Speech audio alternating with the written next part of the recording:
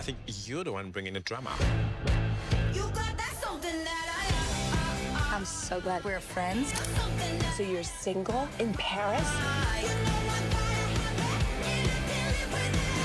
Bonsoir people, gue Oli. Gue Feren. Hari ini Oli sama Feren bakal bahas sebuah serial yang lagi dibicarain banyak orang. Tuh, apalagi nih kalau bukan Emily in Paris.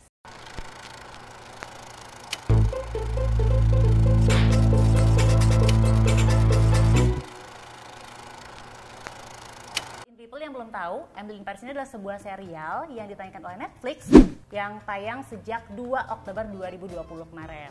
Nah, serial Emily in Paris ini menceritakan tentang Emily Cooper, seorang wanita asal Chicago, Amerika Serikat yang pindah ke Paris karena kerjaannya. Dia di sana jadi marketing strategist untuk sebuah PR firm.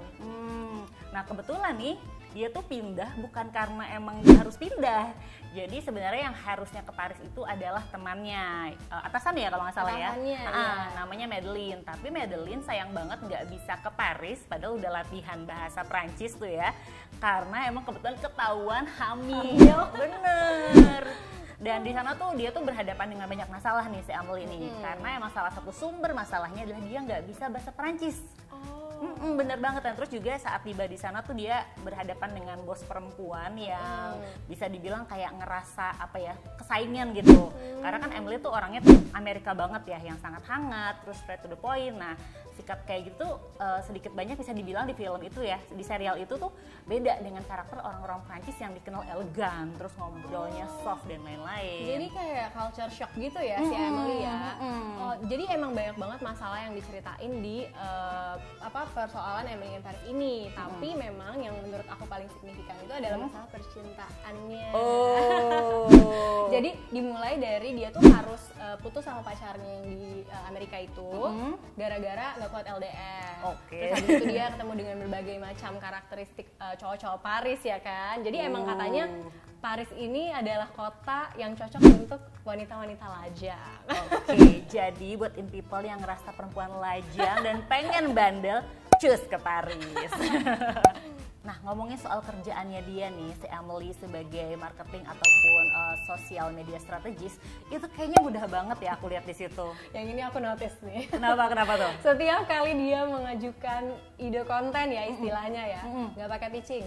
Langsung jadi. Wow, iya luar biasa ya. Langsung di post. Betul. Dan entah kenapa semuanya langsung berhasil gitu. Langsung dapat banyak likes ya. Iya.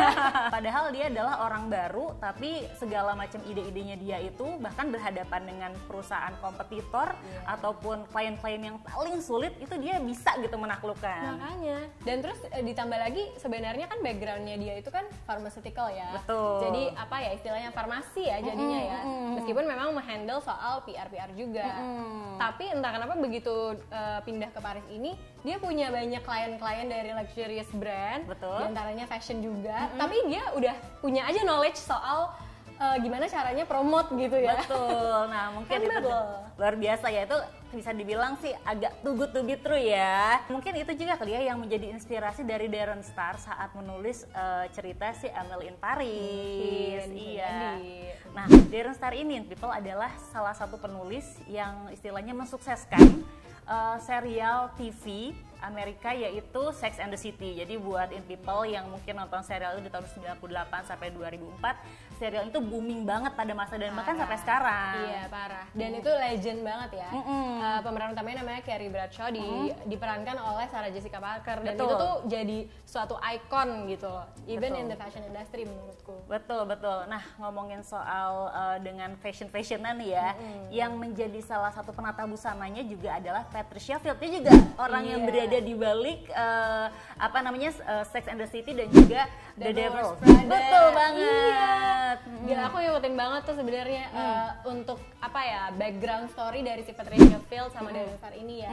Tapi emang banyak banget pro dan kontranya sebenarnya untuk segi Emily in Paris. Oke. Mulai dari selain dari culture shock ya kan yang tadi kita udah bahas, sama sebenarnya fashionnya si Emily yang dituding fashion week ready. Tapi emang banyak banget nih stereotip yang diinjek ke dalam serial Emily in Paris ini. Nah banyak banget juga netizen yang komen lah istilahnya, dari in a good way and in a bad way gitu. Betul banget. Nah, salah satu yang jadi concern aku juga di Emily in Paris adalah soal bahasa Perancis. De l'heure. De l'heure. De l'heure. De l'heure. De l'heure. De l'heure. De l'heure. De l'heure. Ya kan kalau misalnya Feren lihat di awal tuh kayak si Emily tuh begitu masuk kantor karena nggak bisa bahasa Prancis dia langsung kayak dijauhin gitu Iya, sama rekan-rekan kerjanya. Nah emang pada kenyataannya kalau misalnya kita kerja di sana gitu ya pastinya harus bisa dong bahasa minimal bahasa dasarnya lah ya. Iya, benar-benar. It only make sense gitu ya, karena dia kesana bukan untuk berwisata ya Betul. kan, bukan cuma buat seminggu 2 minggu, tapi emang buat bekerja gitu ya. Betul. Maksudnya apa ya, make sense sih gitu, kayak kali gimana caranya dia bisa bekerja dan berkomunikasi, menyampaikan konten yang sesuai sama culture-nya Paris kalau dia aja nggak tahu gimana cara bicara bahasanya, ya nggak sih? Betul banget. Dan ngomongin soal apa namanya sebagai destinasi wisata juga kan ya, Paris adalah salah satu destinasi wisata yang termasuk yang paling favorit di dunia. Makanya nggak heran kalau sebenarnya kalau kita ngomong bahasa Inggris pun gitu sebagai turis ya nggak masalah. Betul. Gitu. Jadi buat in people yang mau ke Prancis ya lebih bagus bisa bahasa dasarnya minimal 3 kata Apa apa aja aja. tuh? Yang pasti yang pertama bonjour, Nah. terus juga apa namanya apa? Merci, Merci ya kan? Sama satunya Satu lagi lagi adalah excuse-moi. Iya, gitu deh. Banyak yang orang Paris atau Parisian bilang di serial Emily in Paris itu hanya menggambarkan 10% dari kota Paris. Kota Paris itu sebenarnya adalah kota yang iya benar bagus, turistik, tapi di situ juga banyak sampah, terus juga katanya banyak mural. Jadi itu sebenarnya tidak terlalu digambarkan terlalu detail oleh si apa namanya kru ataupun produser dari Emily in Paris. Ya jadi makanya dibikin se-amazing mungkin ya. Tapi emang kalau misalnya semuanya diinjak, yang jelek-jeleknya juga belum tentu menarik ya. Bener banget, apalagi kalau misalnya Iya kan? digambarkan ketemu sama banyak homeless Iya, gitu, ya terus kan? atau enggak yang banyak yang bilang kalau kota Paris itu banyak copet, aduh ngeri banget. Ya sebenarnya nggak usah jauh-jauh ke Paris juga ya, kalau mau kecopetan juga di sini juga bisa gitu. Betul banget. Tinggal ke terminal aja kayak gitu kan. Terus misalnya mau jaga-jaga dompet atau apa juga ya tinggal kita peluk aja gitu loh. Nggak harus ke kota Paris sih sebenarnya. Apalagi kalau ke mall ya, jaga dompet baik-baik, jangan sampai lapar mata. Jadi bisa sponsor. Betul. Nah, people, another fact lain yang menarik dari serial Emily in Paris adalah soal pembahasan rokok. Nah, kalau misalnya Feren dan juga in people ingat, di beberapa adegan bosnya Emily yaitu Sylvie, dia sering banget ngerokok yang di dalam ruangan, entah di depan teman-temannya, bahkan sampai kayaknya dia sempat juga di restoran juga ngerokok gitu. Bener. Padahal sebenarnya ya udah ada peraturan di Perancis ya. Kalau misalnya ngerokok itu tahun 2007 tuh udah nggak boleh kalau di dalam ruangan. Terus di tahun 2008 keluar juga nih peraturan nggak boleh merokok di restoran atau kafe gitu ya.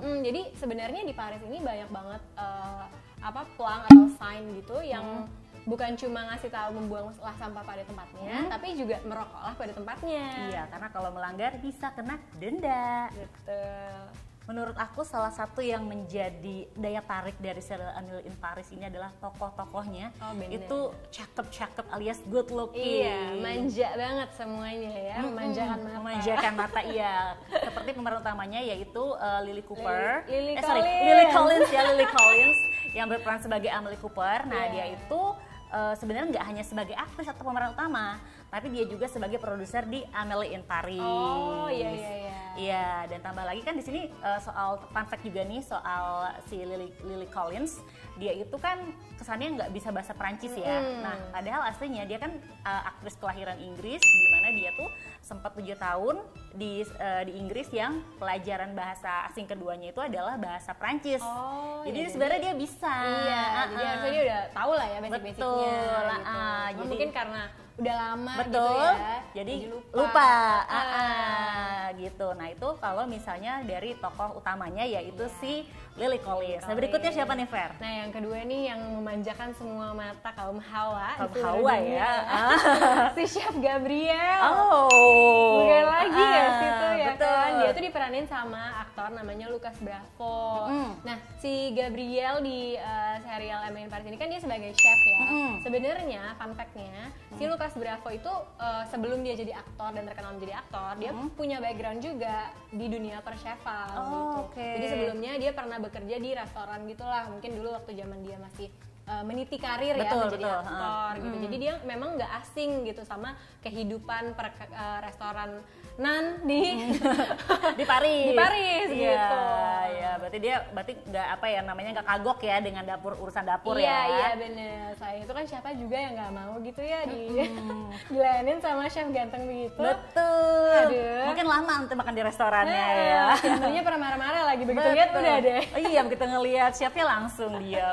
Oke, dan berikutnya adalah tokoh Kami Razat ya. Oh iya ini juga nih salah satu aktris yang menurut aku keren banget gayanya. Betul banget, dan makanya nggak heran ya karena dia memang basicnya adalah seorang aktris dan juga model.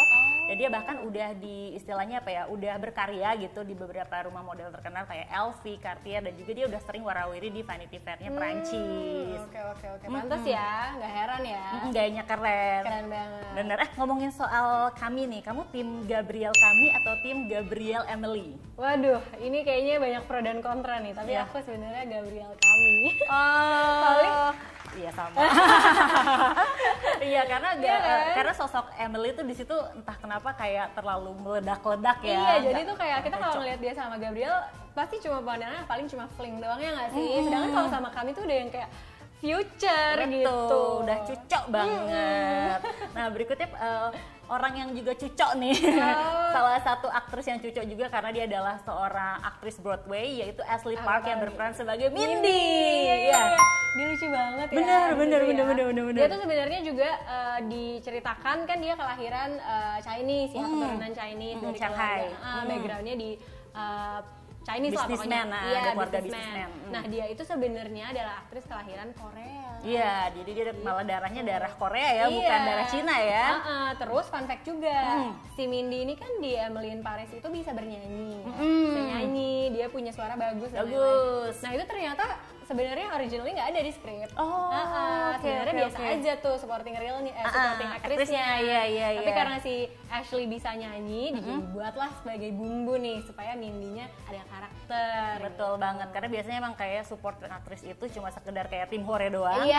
Tapi kalau di sini si Mindy tuh punya karakter bahwa dia juga tidak hanya sebagai sahabatnya si Emily, tapi juga dia adalah orang yang punya bakat ya di bidangnya. Betul, dia juga punya background story sendiri ya di situ ya. Betul banget. Nah, pasti Oli juga udah nonton semua episodenya kan? Betul. Oke, kalau gitu kita langsung aja deh. Menurut Oli sendiri, berapa nilai yang bisa Oli kasih dan apa kesan-kesannya Oli nonton Emily in Paris ini? Oke, kalau kesan dari aku sih yang pasti serial ini menarik karena memberikan hiburan banget ya, tapi jangan terlalu baper kali ya orang-orang karena kesan itu banyak banget konten-konten YouTube terutama dari para Parisian yang nolak atau ngerasa nggak setuju dengan cerita Emily in Paris. Tapi kalau untuk secara skor ya karena dipenuhi oleh wajah-wajah yang good looking, terus juga kota Paris yang kesannya bagus, aku sih menunggu banget, jadinya aku kasih nilai 8. Oke, kalau aku sih personally mungkin aku bakal kasih 7 dari 10 ya. Soalnya dari alur ceritanya sih menurut aku ya oke lah gitu.